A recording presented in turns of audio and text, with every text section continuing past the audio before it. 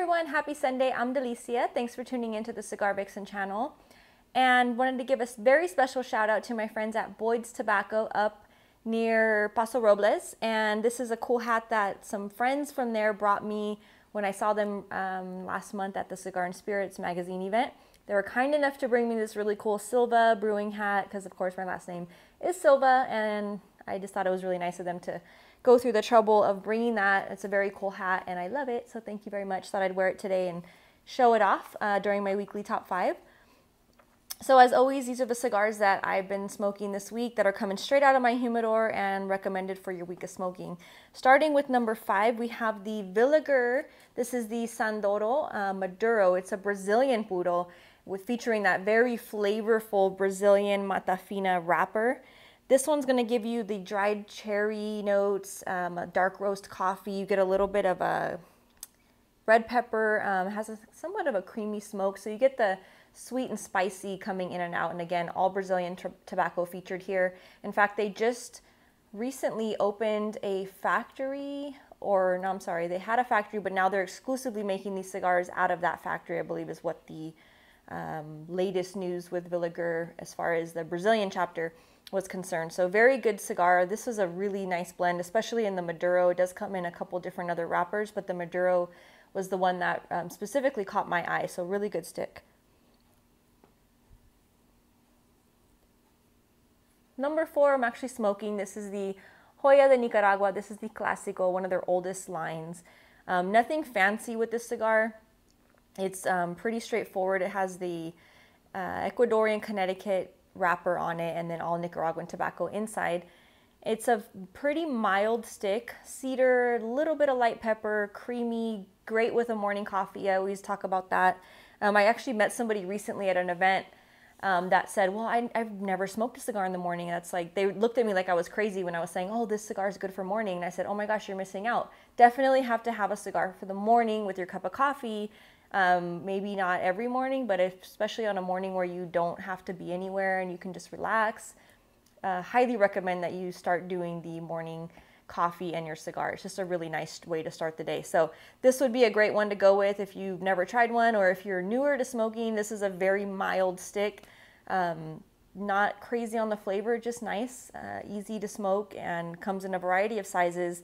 Not a very expensive cigar whatsoever. Can't remember the price point off the top of my head, but it's under $10. So really nice stick coming out of Nicaragua, of course, the oldest factory in Nicaragua.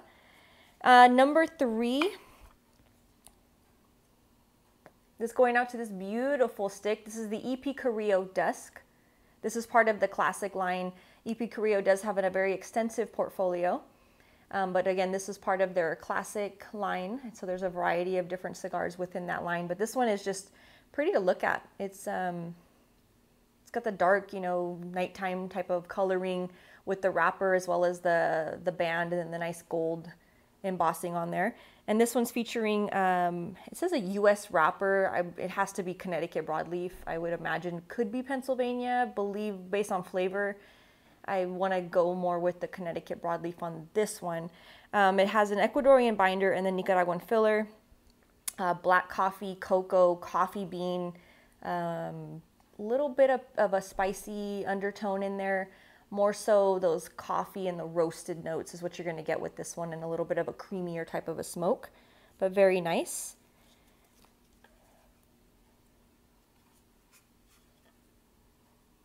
Number 2 is a newer stick. This is the Diesel Whiskey Row. Really excited about this one. All of the Diesel cigars, of course, are blended by AJ Fernandez. Of course, I mentioned him, I think it was last week or the week before, about how he's just killing it in the industry. He's making cigars for a lot of different people, not to mention his own line. But this is one of the brands that he works hand in hand with. This was a special collaboration with Diesel and then Whiskey Row. It was the Rabbit Hole is the name of it, and it's their bourbon. So what's special about this one is that the binder has been aged in bourbon barrels. So really nice flavoring. You can imagine those different notes that you're going to get on this one. But the overall blend itself is actually a Ecuadorian Habano, which has been aged for 5 years. That's the wrapper. And then, of course, that it's a Mexican San Andres binder that's aged in the bourbon barrels. And then you have Nicaraguan filler, which is coming from 3 different regions. You have Ometepe, Jalapa, and Condega on the regions for the filler that's been aged an additional 5 to 8 years.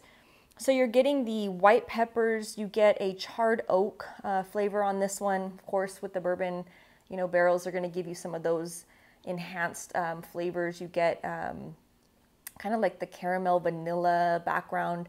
You get a little nuttiness in here, roasted nut, and you pick up some of the spiciness as well. But definitely a cigar that's, it's tasty. It's a fun little collaboration.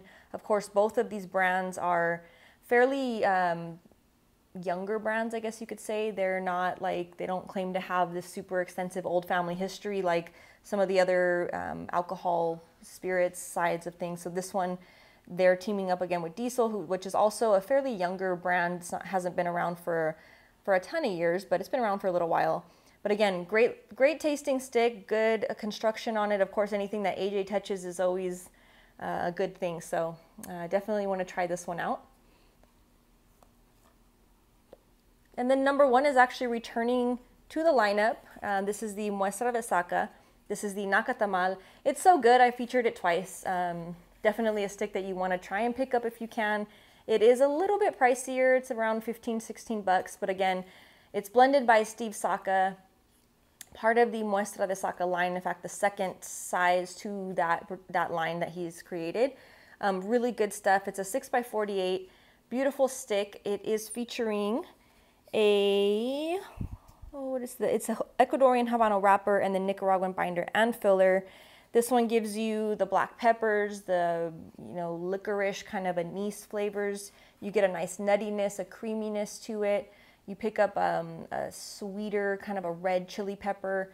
Lots of different flavors on this one, but an excellent stick. Of course, anything that Steve touches is also gold, so definitely want to try and find anything that he's blended. It's always good stuff. So anyways, thanks so much for tuning in this week.